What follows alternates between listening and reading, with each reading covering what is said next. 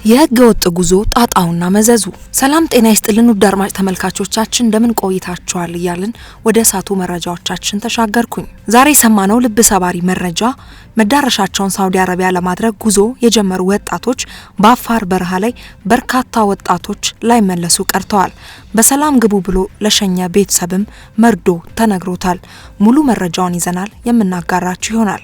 በሌላ በኩል በርካቶችን ጭንቀት ውስጥ የከተተው አስፈሪው የጋምቤላ ጦርነት ነገሩ ምንድነው የሚለውን መረጃ ይዘናል የምናስደምጣችሁ ነው። ክብራን አድማጭ ተመልካቾቻችን ለርሶ ጠቃሚ መረጃዎችን ይዘናል። እስከ ዜናችን ፍጻሜ ድረስ አብራችሁን ቆዩ። ታዲያ ለቻናላችን አዲስ ከሆናችሁ መሰል መረጃ ለማግኘት ቻናላችንን ሰብስክራይብ በማድረግ የደውል ምልክቱ መጫኖ እንዳይረሱ፣ ቪዲዮን ላይክ፣ ሼር በማድረግ ይጀምሩ።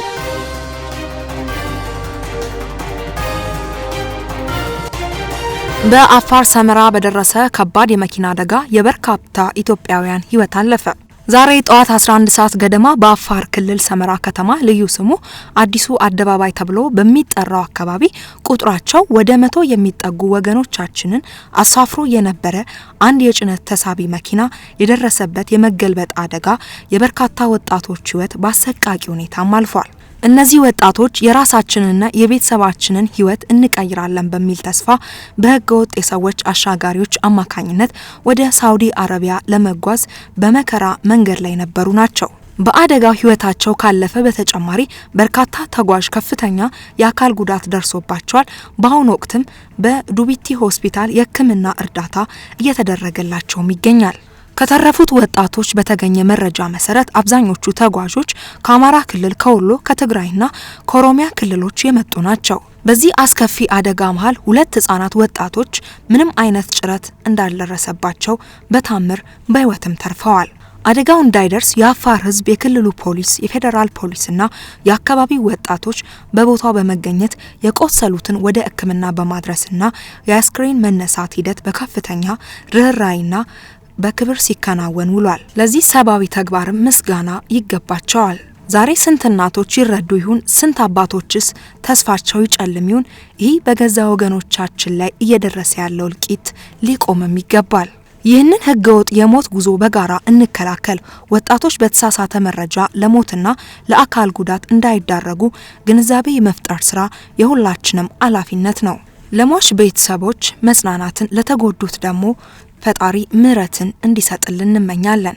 ከ30 ሰው በላይ ህይወት የቀጠፈው የመኪና አደጋ በአፋር ሰመራ በዛሬው ዕለት ከጠዋቱ 11 ሰዓት ላይ በተሳቢ መኪና ቁጥራቸው ወደ 100 የሚጠጉ ህይወት እንቀይራለን ልጅነታቸውን ትተው ለራሳቸውና ለቤተሰቦቻቸው የተሻለ ነገን ፍለጋ በማለት በህገ ወጥ መንገድ ወደ ሳውዲ አረቢያ በመጓዝ ላይ ያሉ ሰመራ እየተገነባ ባለው አዲሱ አደባባይ ላይ ወድቆ ከ30 በላይ የነገ ተስፋቸው ተቀጥፏል። ሌሎች ከፍተኛ ጉዳት የደረሰባቸው ዱቡቲ ሆስፒታል የገቡ ሲሆን እጅግ የሚገርመው ደግሞ እነዚህ 2 ልጆች ፈጣሪ ሲጠብቃቸው አንዳችም ግጭት እንኳን ሳይነካቸው በህይወት ተርፈዋል። ከነዚህ 2 ልጆች ከተረፉት በተገኘው መረጃ መሰረት ተጓዦቹ አብዛኞቹ ከወሎ እንዲሁም ከትግራይና ከኦሮሚያ ክልል የመጡ እንደሆነም ተናግረዋል። የደሃ ልጅ እልቂት ያሳዝናል። ዛሬ ስንት እናቶቻችን በሀዘን ይጎሳቆሉ ይሁን?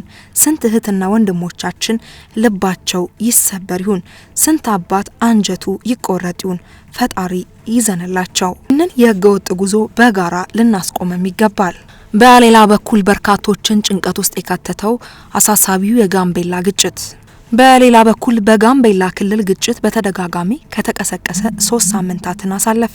የክልሉ መንግስት ከአውሮፓውያኑ ታህሳስ 7 2025 ጀምሮ ግጭቱ በተከሰተባቸው በጋምቤላ ከተማ፣ በጋምቤላ ወረዳና በኢታንግ ልዩ ወረዳ ላልተወሰነ ጊዜ ሰዓት እላፊ ማውጇል። ካለፉት ጥቂት ቀናት ወዲህ ግን የፌዴራሉ መንግስት ጸጥታ ኃይሎች ተጠርጣሪዎችን በቁጥጥር ስር እያዋሉ እንደሆነና ክልሉ ወደ መረጋጋት እየተመለሰ እንደሚገኝም ተረጋግጧል። የታጠቁ አካላት የፈጸሙትን ጥቃትና ግጭት በዋናነት በአኝዋና በኑዌር ጎሳዎች መካከል የተከሰተ ነው። የሰብአዊ መብት ተሟጋች ያሬድ ኃይለማርያም መንግስት በጋምቤላ ላይ ለሚፈጸሙ የመብት ጥሰቶች በቂ ትኩረት አይሰጥም ሲሉ ለቢቢሲ በሰጡት ቃልም ይወቅሳሉ።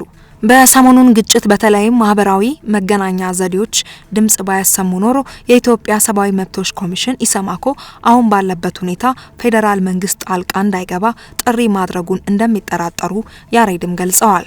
በጋምቤላ ነባር የሚባሉት ብሔር ብሔረሰቦች ኑዌር፣ አኝዋ፣ መዠንገር፣ ኦፖ እና ኮሞ ናቸው። በአውሮፓውያኑ 2007 የህዝብ ቆጠራ የኑዌሮች ብዛት 47 በመቶ ሲደርስ የአዋዎች ብዛት ደግሞ ወደ 22 በመቶ አሽቆልቁሏል። በቀደሙት ዓመታቶች ግን አኝዋዎች አብላጫ ቁጥርም ነበራቸው። የኑዌሮች ቁጥር ብልጫ ያዘው በደቡብ ሱዳን ነጻነት ትግል ወቅትም የኑዌር ጎሳ ተወላጅ በደቡብ ሱዳናዊ ብዛት ወደ ጋምቤላ ተሰደው የኢትዮጵያ ዜግነትን በመውሰዳቸው እንደሆነ ይታወቃል። በክልሉ ከሚከሰቱ ግጭቶች መነሻዎች ከፖለቲካ ስልጣንና ውክልና፣ አስተዳደራዊ መዋቅሮች ብዛትና ድንበር፣ ከበጀት ድልደላ፣ ከሀብት ክፍፍል፣ ከህዝብ ብዛትና ከተቃራኒ የአኗኗር ዘይቤ ጋር የተያያዙ ናቸው። አብነት ተደጋጋሚ ግጭት የምታስተናግደውና አኝዋዎችም ኑዌሮችን በብዛት የሚኖሩባት ኢታንግ ወረዳ ቀደም ሲል በአኝዋ ዞን ስር ነበረች።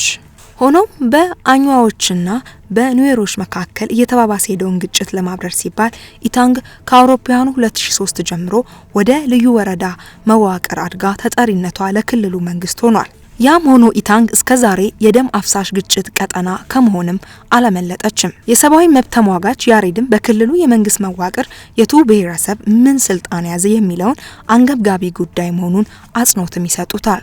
በብሔር ተኮሩ ፌዴራላዊ ስርዓት ቀመር መሰረት ለኑዌሮች የተከለከሉ ወረዳዎችና የካቢኔ ስልጣኖች ከብሔረሰቡ ቁጥር ጋር አብረው ከጊዜ ወደ ጊዜ መጨመራቸው በአኝዋዎች ዘንድ ቅሬታና ስጋት መፍጠሩ ግልጽ ነው። የእንስሳት አርቢዎች ኑዌሮች የግዛት ማስፋፋት የአኗኗር ዘይቤ በተወሰነ መሬት ላይ የሚኖሩት በግብርና የሚተዳደሩት አኝዋዎች የህልውና ስጋት አድርገው ነው የሚያዩት። ይህም ተጨባጭ ስጋት እንደሆነ አካባቢውን ያጠኑ አጥኞችም የሚስማሙበት ጉዳይ ነው። መንግስት ለጋምቤላ ግጭቶች በተደጋጋሚ የሚሰጣቸው ተመሳሳይና የግጭቱን ስር መሰረት የሚፈቱ አይደሉም የሚል ትችትም ይቀርብባቸዋል።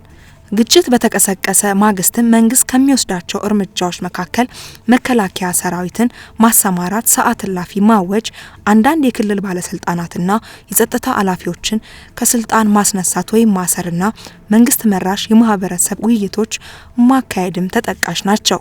መደበኛ የመንግስት ተቋማት የብሔረሰብ ቅሬታዎችና ውጥረቶች ወደ ብሔረሰብ ግጭቶች ከመሸጋገራቸው በፊት የግጭት መከላከያ ሁነኛ መፍትሄ ሲያስቀምጡ አይታዩም። ያሬድም የመንግስት ግጭቶች የጉዳት መጠን በአብዛኛው እንደማይገልጽ፣ የሰብአዊ መብት ጥሰቶች ምርመራ እንደማያደርግ እና አጥፊዎችም ሲቀጡ እንደማይታይ ይጠቅሳሉ።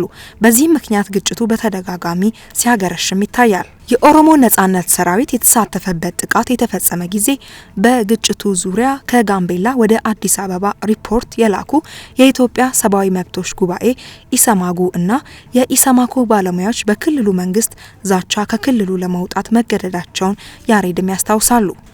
ያሬድም የዚህ ምክንያት በክልሉ መንግስት በኩል በግጭቱ ዙሪያ መረጃ እንዲሰባሰብና እንዲጣራ ካለመፈለግ ሊሆን ይችላል ባይ ናቸው። ጋምቤላ የግጭት ምርመራ ለሚያደርጉ ጋዜጠኞችም አደገኛ ቦታ እየሆነች መሄዷንም ጭምር ያሬድም ገልጸዋል። ያሬድ በክልሉ ለሚነሱት ግጭት የሚደጋገምበት ምክንያት በጥቅሉ ማጥናትና የድንበር ጥበቃ ማድረግና ከታጠቁ ኃይሎች ጋር በሰላም መደራደር ወይም በኃይል ትጥቅን ማስፈታት ከፊል መፍትሄ ሊሆን እንደሚችሉ ይጠቁማሉ።